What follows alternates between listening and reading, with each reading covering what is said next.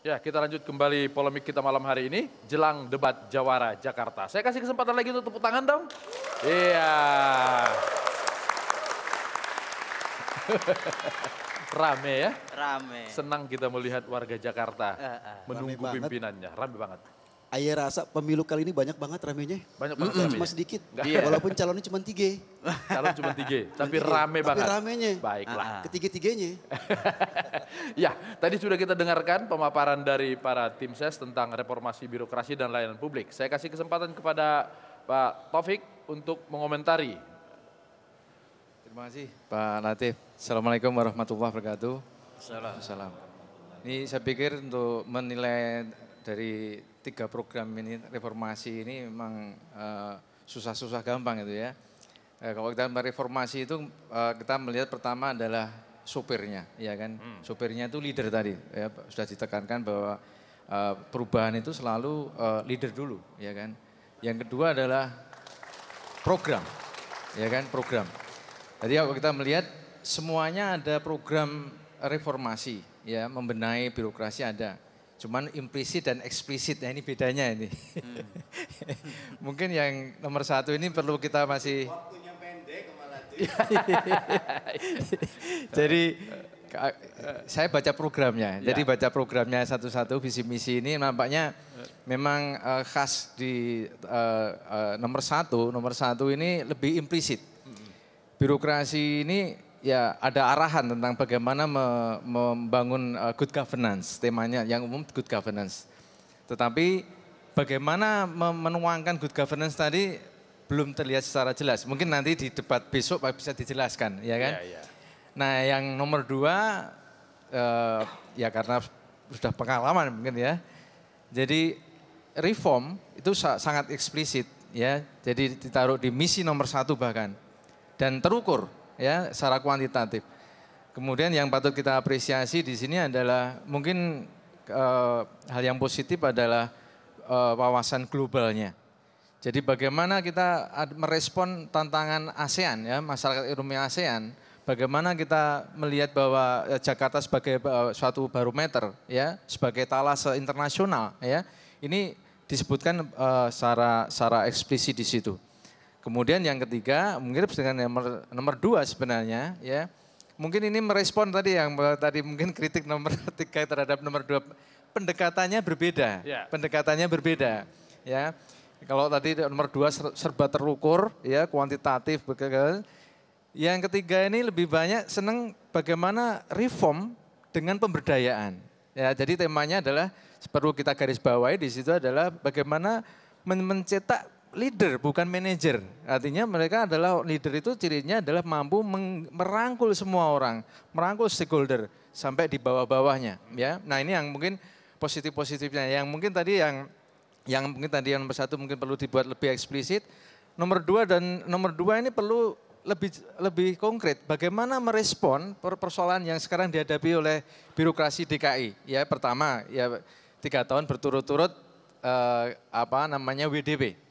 Ya, ini perlu dipecahkan. Dan ini tidak mudah juga ya dengan suatu APBD yang tertinggi di Indonesia, ya bagaimana membelanjakannya secara smart tadi memang tidak mudah. Yang kedua adalah ya kan bagaimana menjawab tantangan kemarin ada nilai lakib ya CC itu juga mungkin perlu bagaimana direspon secara Dan yang paling penting adalah kemudian bagaimana kemudian di tempat-tempat agenda dan perbaikan pelayanan, infrastruktur dan sebagainya mau ditingkatkan berbasis IT dan sebagainya. Sedangkan kalau komposisi belanjanya tidak berubah, di mana belanja operasional masih sekitar ya ada sekitar 40 triliun, sedangkan belanja modal hanya sekitar 18 triliun. Ya ini susah mungkin bagaimana menjelaskannya nanti, ya kan? Nomor 3. Nah, yang kelompok ketiga tadi perlu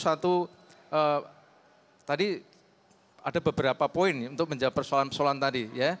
Mengenai how-nya tadi dan bagaimana ukuran-ukurannya ini. Kemudian yang kelompok ketiga ini ya, ini melupakan bahwa ke depan DKI ini tidak bisa dikelola dengan pemberdayaan aja merangkul tidak bisa. Jadi smart city. Ya, jadi smart city berbasis IT, pelayanan yang kemudian ya kita tahu masyarakat Jakarta sudah semuanya berpakai IT ya. Dan wawasan global tadi yang kurang, mungkin perlu penekanan ke sana. Ya, baik. Kita kasih kesempatan nomor 1. Tadi implisit, harus eksplisit gitu ya. Baik, terima kasih. Ini kayak ujian Iya. jadinya ya. Padahal yang cocok duduk di sini adalah Mas Agus sama Pak Sulbi. Enggak. Terima kasih Mas Taufik. Ya, terima kasih Mas Taufik. Tadi kalau berbicara soal reformasi birokrasi dan soal pelayanan publik, dua-duanya kan sudah menjadi komitmen dari pemerintahan sebelumnya.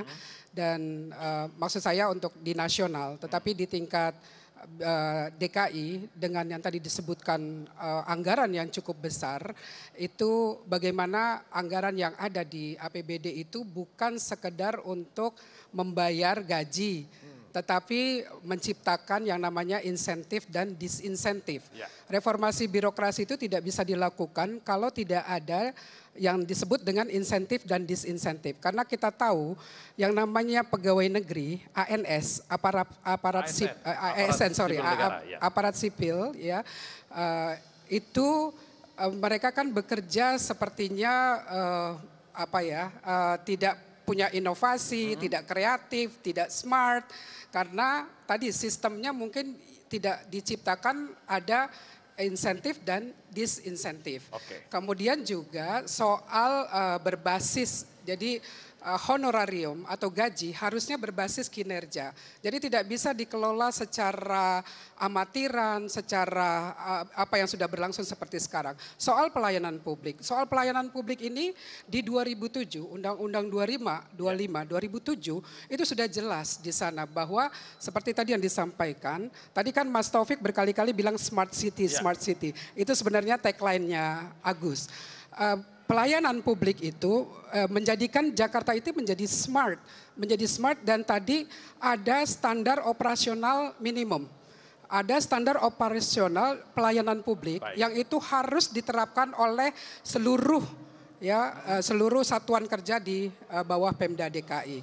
Jadi menurut saya undang-undangnya sudah ada, tinggal dilaksanakan dan how-nya tadi juga nanti kita rumuskan. Terima kasih. Tadi disampaikan oleh Bung Taufik, nomor 2 ini agak lebih enak karena dia sudah punya pengalaman, tinggal menceritakan apa yang sudah dia lakukan. Tapi tentu saja karena nomor 1 dan nomor 3 juga pasti akan melihat mana yang belum dilakukan untuk meningkatkan apa yang akan dibuat selanjutnya. Yang saya ingin tegaskan bahwa sebenarnya musuh besar dari birokrasi ini adalah mentalitas birokrasi yang korup dan tidak profesional. Dan kita tahu bahwa perilaku koruptif itu bisa membuat bangsa ini menjadi ambruk. Roman Empire sekalipun Majapahit dan Sriwijaya itu ambruk karena perilaku korupsi. Karena itu Pak Ahok ini adalah sosok yang berani pasang badan untuk memberantas korupsi. Dan yang disebut dengan leader itu adalah pemberi arah dan orientasi, bukan sekedar manajer. Leader itu adalah pencipta sejarah, bukan sekedar follower.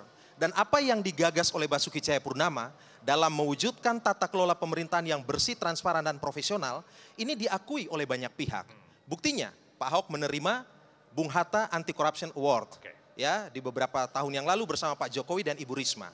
Kalau kita melihat sejumlah kota dan kabupaten di Republik Indonesia yang bisa kita jadikan sebagai role model, sebut saja Kabupaten Bantaeng, Kota Surabaya dengan Bu Risma, Kota Bandung. Ini menegaskan kepada kita bahwa peran leader itu sangat vital. Perubahan itu didorong oleh leader. Saya ingin mengutip seorang sosiolog terkenal, Anthony Giddens. Dia bicara tentang teori strukturasi. Ada peran agensi atau peran aktor di satu sisi, ada peran struktur di sisi lain. Pak Ahok ini adalah seorang leader yang memiliki kompetensi untuk melakukan proses transformasi sosial. Dia datang melakukan proses perubahan, transformasi dengan berbagai gebrakan, dan kemudian membangun sebuah sistem yang antara lain disebut, misalnya kita lihat itu ada e-government, ada e-budgeting, dan ini kemudian ya karena peran aktor mendorong terjadinya proses terbangunnya suatu sistem, lama-kelamaan akan memunculkan sebuah culture, sebuah kultur. Karena itu kalau kita ingin membangun sebuah smart city, pertama-tama dimulai dari smart leader. Smart leader akan membuat adanya smart birokrasi. Smart birokrasi akan menghadirkan ya yang namanya smart people. Ya, masyarakat-masyarakat yang cerdas. Smart people akan menghadirkan smart living dan di ujung itu ada smart city. Dan itu adalah Basuki Cahayapurnama dan Jarod Saiful Hidayat. Jadi gimana? Semuanya mengikut tagline-nya AHY AHY sebagai smart and creative city. Jadi kayaknya setuju dengan kami ya. Oke. Ya, kalau disebutkan bahwa ini insentif, disinsentif, kemudian birokrat juga harus bahagia supaya bekerja, harus smart. Artinya kemudian menaikkan gaji tentu saja sebagai satu solusi. Tadi ada sebutkan bahwa di Singapura gaji birokrat jauh lebih tinggi daripada gaji swasta lain. Bagaimana menerapkan itu? Yang pertama, Jakarta ini dari laporan Ombudsman menempati peringkat ke-17 dalam hal kepuasan pelayanan publik. 17, justru Jawa Timur paling atas. Ya. Padahal gajinya paling tinggi gitu ya. Yang kedua dari Frontier mengatakan indeksnya Jakarta cuma 76,3. Kalah jauh dengan daerah-daerah tentang indeks kebahagiaan masyarakat. Artinya yang terjadi di Jakarta masih punya banyak catatan. Dan yang membuat bahagia itu bukan akal, bukan smart, tetapi hati. Penuh kasih sayang, punya iman, punya akhlak. Dan karena itu pemimpin itu bukan ditakuti, pemimpin itu dicintai, ya. Dan untuk bisa dicintai bukan dengan gaya jagoan, bukan dengan pecat setiap hari, tetapi bagaimana influence. The essence of leadership is to influence. Itu pengaruh paling enak kalau kita bicara lisan diterima telinga, kalau kita bicara akal diterima otak. Tapi kalau bicara pakai hati dia akan berubah. Bahkan belum diarahkan pun dia akan berubah dengan sendirinya. Jadi tetap saya ingin mengatakan insentif gaji nomor 2. Yang pertama adalah pilihan dari orang hulunya itu yang terbaik lebih dahulu. Dan di undang-undang ASN yang terbaru dimungkinkan ada injeksi di tengah. Kita lihat Mahkamah Agung itu quote and unquote sangat menyeramkan ketika ada hakim yang bernama Artijo Al-Kausar. Beliau bukan hakim karir, beliau dari dalam. Mas Anies punya konsep birokrasi ini yang pertama seleksi yang terbaik, tetapi jangka pendek membuka keran agar orang-orang terbaik bisa masuk, magang atau bekerja menata birokrasi. Dari karakter yang baik, pemimpin yang baik, yang punya hati, insya Allah Jakarta betul-betul akan menjadi kota yang membahagiakan warganya. Untuk situasi Jakarta yang katanya begitu keras dan ini memang tidak dibutuhkan pemimpin yang keras, yang tegas? Gini, yang pertama hati. Sesudah ada hati, nanti tegakkan sistem. Sistem itu nanti akan membuat merit, nanti akan membuat seorang bersalah, tidak perlu dikasih tahu salah. Sampean salah, sampean harus minggir.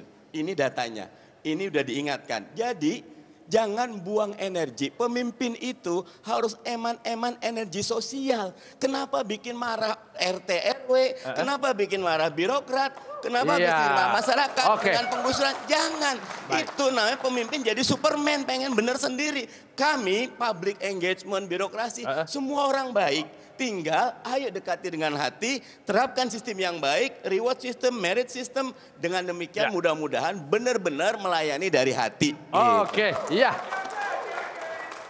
Menarik ya, rame. Melihat pernyataan-pernyataan ini saya semakin tergugah dan ini semakin membuat kita lebih semangat ya. Saya tertarik dengan ucapan Pak Taufik tadi bahwa pemimpin itu pada hakikatnya adalah seorang leader.